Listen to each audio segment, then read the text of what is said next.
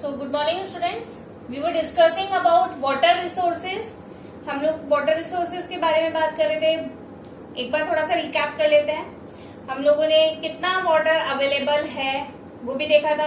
फिर इंडिया के कंटेस्ट में भी देखा था. Surface water, ground water, lagoons, back water, इन सब के बारे में डिस्कस किया.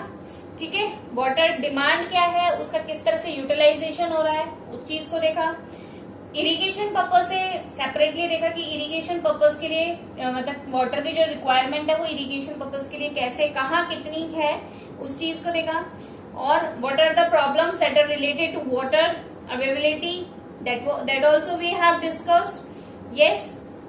And about the water quality, कि कैसे फ्रेश वाटर हमें अवेलेबल होगा, किस तरह से जो यूज वाटर है उसको रिसाइकिल करके उसको यूजेबल बनाया जाता है, वो वाली चीज भी हमने डिस्कस करी थी.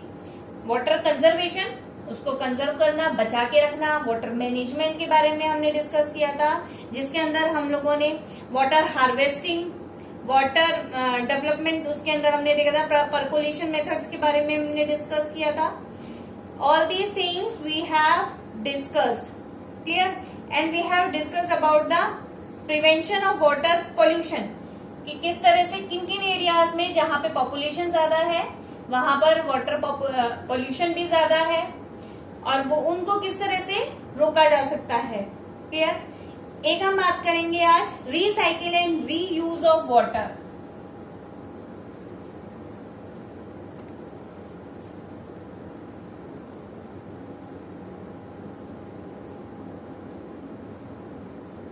क्लियर.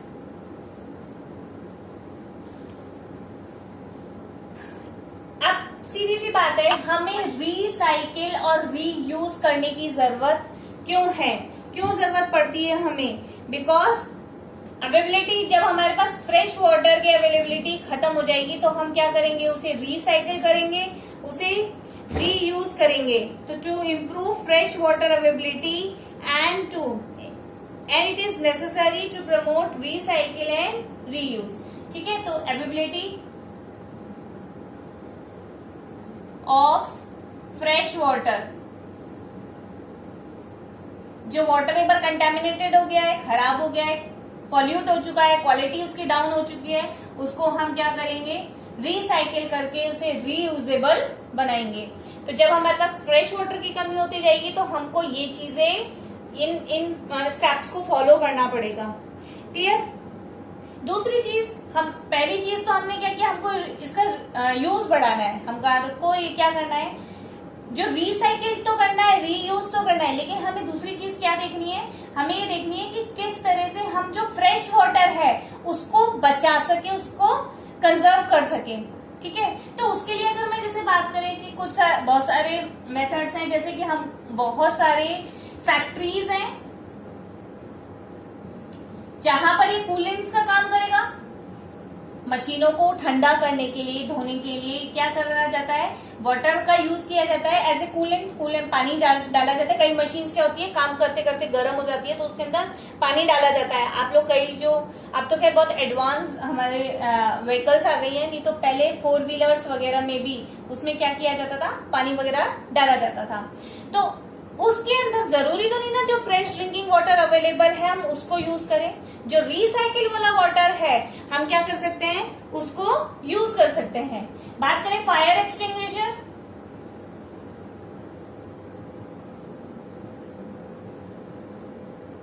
ठीक है. फायर एक्सटिंग, आपको आग बुझानी है, फायर ब्रिगेड आती है. ठीक है. तो बड़ी बड़ी गाड़ियां, उसमें अंदर काफी लीटर पानी होता है, तो वो पानी भी हम रिसाइकिल वाला यूज कर सकते हैं. देयर इज नो नीड कि हमको फ्रेश वाटर ही हमको क्या करना पड़ेगा, इसमें यूज करना पड़ेगा. दूसरी तरफ आप ये भी देखते हैं, गाड़ी 4 व्हीलर्स हैं और ये सब चीज आप सर्विस पे देते हैं तो वो क्या करता है, उस गाड़ी के अंदर उसको पानी से आपके व्हीकल्स को धोता करता है. तो वहां पर कहीं पर भी इनकी रिक्वायरमेंट फ्रेश वाटर की नहीं है. ठीक है. रिसाइकिल्ड वाटर जो है वो यूज किया जा सकता है. जैसे कि मैंने आपको कल एग्जांपल भी दिया था कि अपना घर शालीमार, जैसे वहां पर जो पूरी एक सोसाइटी है, उस पूरी सोसाइटी के अंदर जो टैप्स है जो आपके वॉशरूम टैप्स हैं उसके अंदर रिसाइकिल वाला वाटर आता है, और किचन का जो है उसके अंदर कैसा आता है, फ्रेश वाटर अवेलेबिलिटी है। तो that is the best way. वो क्या है, आपका एक अच्छा तरीका है उस चीजों को यूज करने का और फ्रेश वाटर को सेव करने का। क्लियर। अगर हम बात करें अर्बन एरियाज के अंदर, अर्बन एरियाज के अंदर हम लोग देखते हैं कि गार्डनिंग पर्पस में भी हम जो किचन वाटर है उस वाटर को क्या किया जा सकता है, यूज किया जा सकता है। क्लियर। तो गार्डनिंग पर्पस है, वहां पर हम लोग जो डोमेस्टिक वर्क में पानी को काम में लेते हैं उस पानी को क्या कर जा सकता है, वहां पर यूज किया जा सकता है। अब इन सब चीजों से क्या होगा, हमारे पास वाटर सेव हो जाएगा, drinking, cooking.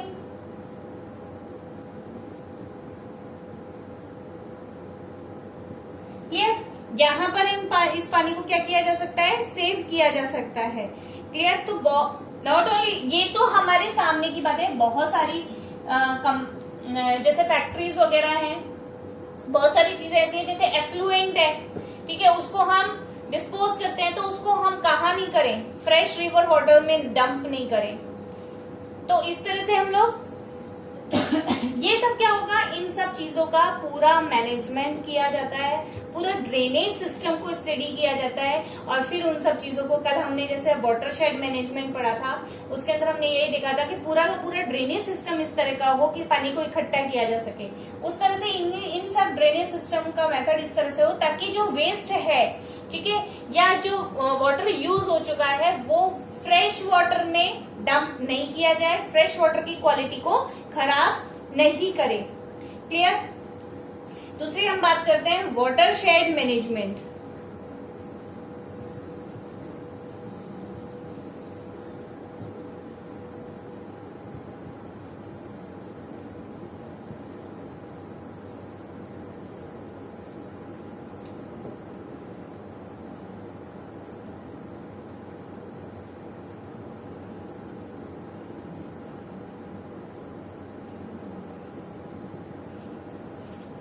Clear. Watershed management, ये आपको पता है कि surface water, ground water resources को बढ़ाने के लिए आपको क्या करना पड़ेगा, वाटरशेड मैनेजमेंट को करना पड़ेगा। ये कल भी हमने डिस्कस किया था कि जो ड्रेनेज सिस्टम है वो इस तरह से बनाया जाए कि the water we are getting from the rainfall, जो भी बारिश का पानी आ रहा है वो पानी क्या हो सके, इकट्ठा किया जा सके, और वो पानी जब इकट्ठा हो जाएगा तो क्या होगा, उस पानी को स्टोर किया जा सकता है। क्लियर। उस पानी को क्या किया जाएगा, स्टोर कर दिया जाएगा, और स्टोर करने के बाद कुछ पानी तो कहाँ चला जाएगा, ग्राउंड में चला जाएगा, और कुछ पानी कहाँ चला जाएगा, आप लोग उसको इरिगेशन पर्पस या अदर पर्पस के लिए उसको यूज कर सकते हैं। ठीक है। तो इसके ऑब्जेक्टिव्स क्या हैं,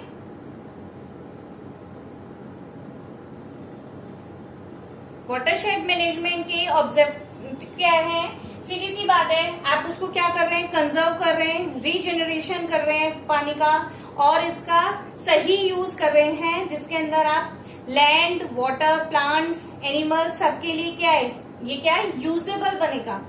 क्लियर। तो आप इसका ऑब्जेक्टिव क्या है, कंजर्व करना, कंजर्वेशन ऑफ वाटर। भाई आप वाटर मैनेजमेंट क्यों करेंगे, so that you can conserve water, regeneration.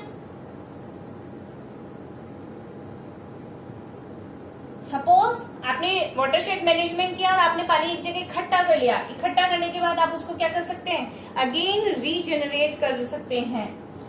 Third, judicious use, मतलब प्रॉपर तरीके से उसका प्रॉपर जजमेंट करके उस पानी को क्या किया जा सके, यूजेबल बना सके, ताकि animals, human beings, for the agriculture purpose, okay, सारी चीजों को हम उसको क्या कर सके, इस सब चीजों का क्या कर सके, मैनेजमेंट करके इन सब चीजों को यूजेबल बना सके, इसका फुल यूटिलाइजेशन करके मैक्सिमम प्रोडक्शन हम लोग ले सके उसका। क्लियर। तो इससे क्या होगा, इससे बैलेंस बनेगा between natural resources and society. This will create balance between society and natural resources.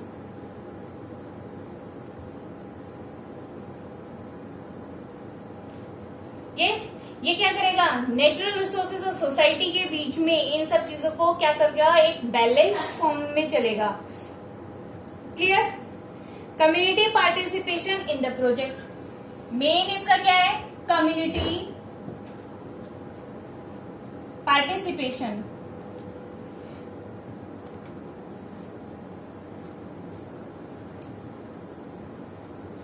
कोई भी काम एक सिंगल ह्यूमन बीइंग से तो होगा नहीं, क्या होगा, कम्युनिटी विल कम फॉरवर्ड, पूरी कम्युनिटी आएगी और उसको क्या करेगी, इन सब चीजों को देखेगी। तो कम्युनिटी पार्टिसिपेशन क्या है, it is necessary.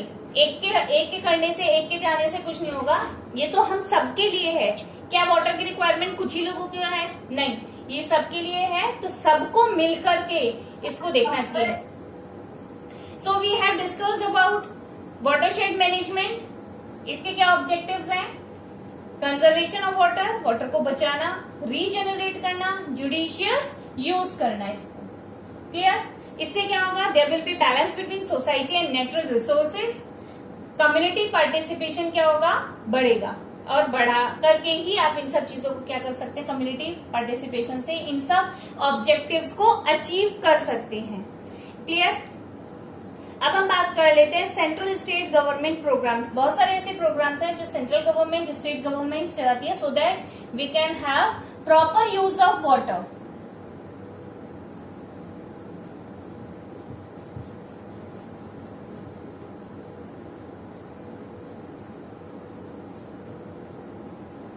Central and state government programmes.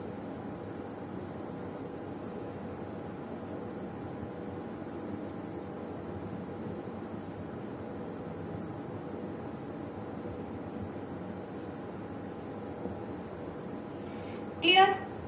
First is हरियाली।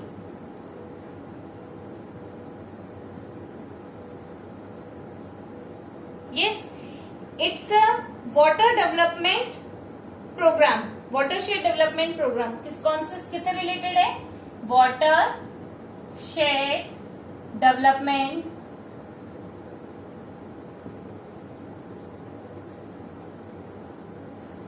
ठीक है, वाटरशेड डेवलपमेंट प्रोग्राम है, और ये इसको स्पॉन्सर्ड किसने किया है, sponsored by central government.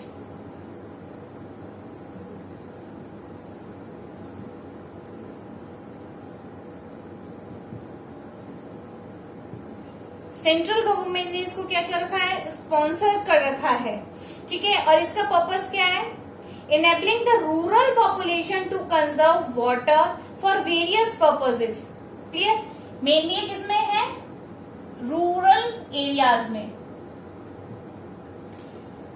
Clear. Rural areas में watershed development programme central government के द्वारा चलाया जाता है, और इसका नाम क्या है, हरियाली। क्लियर। और एम क्या है इसका, ताकि हम ड्रिंकिंग, इरिगेशन, फिशिंग, एफॉरेस्टेशन, इन सब चीजों को क्या कर सके, दूर कर सके।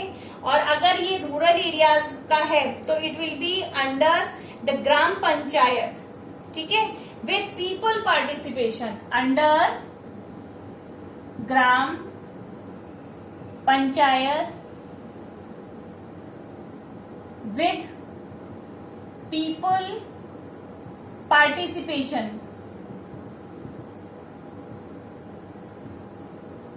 ठीक है, सेंट्रल गवर्नमेंट का है, रूरल एरियाज में है, तो किसके अंडर में, ग्राम पंचायत को उसको मतलब सारी पावर्स दी हुई है, सारा बताया हुआ है कि ग्राम पंचायत क्या करेगा, इन सब चीजों को देखेगा।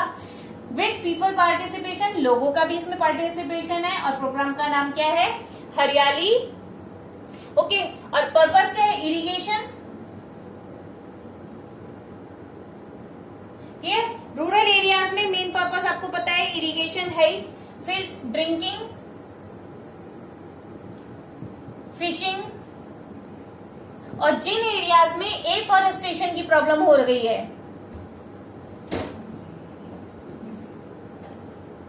उन एरियाज में भी इनको देखना। ठीक है, तो फर्स्ट आपका है हरियाली। Clear.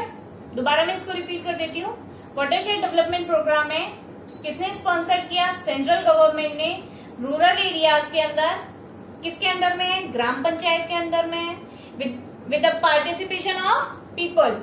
What is the purpose? Irrigation, drinking, fishing, afforestation, in problems को जो रूरल एरियाज में है उनको क्या करना? दूर करना। तो this is the first program. Let me talk about second programme.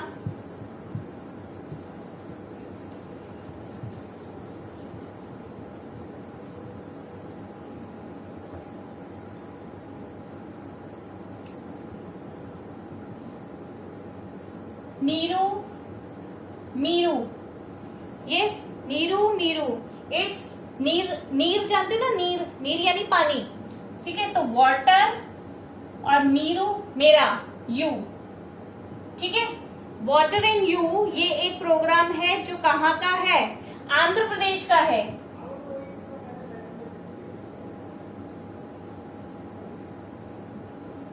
ठीक है। What is this programme? To create the awareness,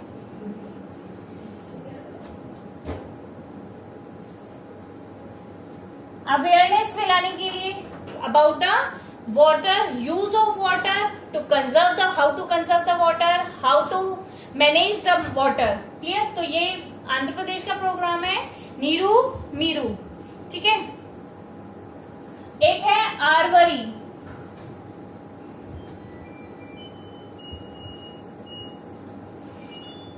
आरवरी ये कहाँ का है? ये अलवर का है।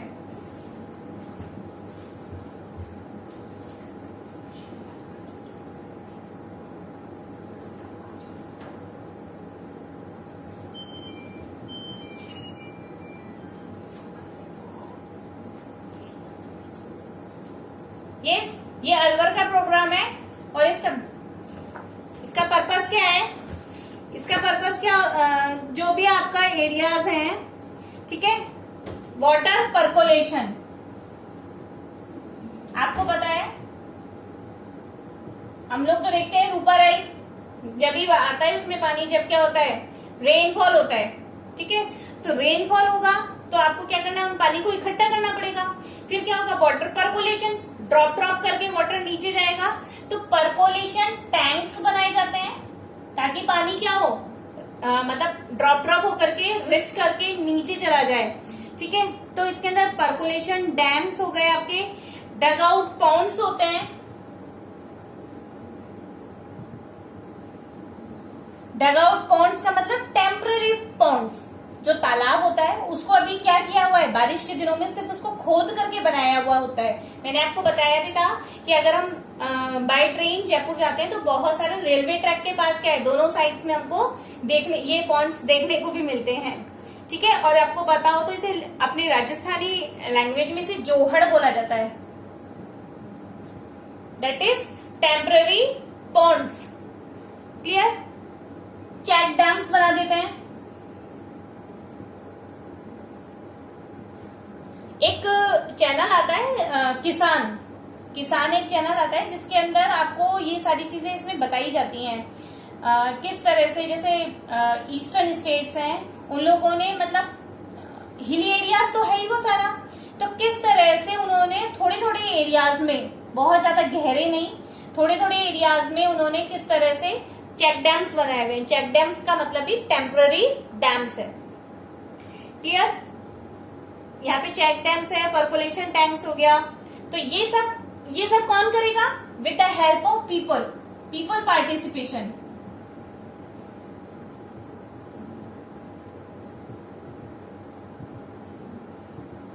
ठीक है। तो ये आरवरी पानी संसद ये कहाँ का है? ये अलवर का ही है। लोगों के साथ मिलकर के ये सारी चीज, जहां पे बहुत सारे जोहड़ बना करके, चेक डैम्स बना करके, परकोलेशन टैंक्स बना करके वाटर के लेवल को इंक्रीज किया है, उसको कंजर्व किया है, स्टोर किया है। क्लियर? तो ये कहाँ का प्रोग्राम है? अलवर का। उसके बाद अगर हम बात करें तमिलनाडु के अंदर, आपको पता हो तो तमिलनाडु के अंदर जितने भी घर बनाए जाते हैं, फोर्थ है तमिलनाडु में, आपको पता है तमिलनाडु कोरामंडल कोस्ट, ठीक है, कोरामंडल कोस्ट। और आई कैन से जब कौन सा south west monsoon, south east monsoon जब वापस जाता है, रिट्रीटिंग मानसून, उससे आपको पता है कोरोमंडल कोस्ट पे बारिश होगी। क्लियर? तमिलनाडु एक ऐसा स्टेट है जहां पर क्या है, समर में या आप कह दो रेनी सीजन में रेनफॉल नहीं होता है। तो आपको पता है यहाँ पे क्या होगी, पानी की कमी होगी यहाँ पे पानी की, जबकि ये क्या है, surrounded by ocean, ocean water is not drinkable water. तो ये भी क्या करता है, जब बारिश आती है, it is compulsory for all the houses in Tamil Nadu to construct in such a way that they must have water harvesting system. घर के अंदर वाटर हार्वेस्टिंग, जैसे कि अपन लोगों के हर घर में करीब करीब सब घरों में टैंक्स होते हैं ना, उसी तरह से वहां पे छतों पे और मतलब उसके बाद जो ड्रेनेज पैटर्न है वो भी इस तरह से बनाया जाता है कि वाटर क्या किया जा सके, ड्रॉप ड्रॉप उसको सेव किया जा सके। तो ये तमिलनाडु के अंदर it is very compulsory to construct, मतलब वो बिल्डिंग, जितनी भी बिल्डिंग बनेगी वो इसी पर्पज से होगी, वाटर हार्वेस्टिंग उसमें जरूर होता है। Clear? So these all are included in watershed management, जिसके अंदर कोशिश ये की जाती है कि पानी जो क्या है, रन ऑफ वाटर जो बह करके चला जाता है। ठीक है, हम लोग देखते हैं नहीं है, रूपा रेल वाला जो पानी है वो बह करके चला जाता है, वो बह करके नहीं जाए, बल्कि वो क्या किया जा सके, उसको सेव किया जा सके। आप लोगों को ये पता हो तो ये जो डैम है इसके अंदर ये है कि कुछ पानी तो अलवर में रहता है और बाकी का पानी भरतपुर में चला जाता है। आपने अगर ये नटनी का बड़ा वाला टैंक देखा हो तो ये इस तरह से कंस्ट्रक्ट किया हुआ है। एक तो इधर ये मंदिर बना हुआ है यहाँ पे, ठीक है, ये यहाँ पे ये मंदिर बना हुआ है और इधर आपकी ये रोड है। आप ये देखते हो, एक पानी तो इधर जाता है और एक पानी इधर जाता है।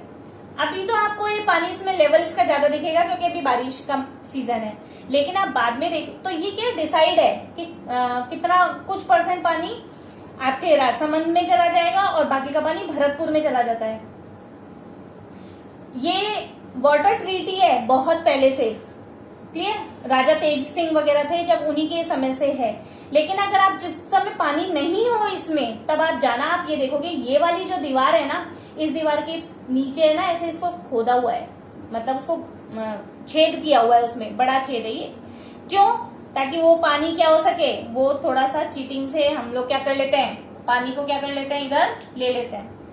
तो वो आप ये देखेंगे इस तरह से, ये वाला जो राजसमंद वाला है और ये एक भरतपुर वाला पानी हम लोग क्या कर लेते हैं, चीटिंग से ले रहे हैं। तो ये ट्रीटी है वो अभी तक चलती आ रही है। तो ये जो अरवरी पानी का जो प्रोग्राम है ये अलवर में चलाया जाता है।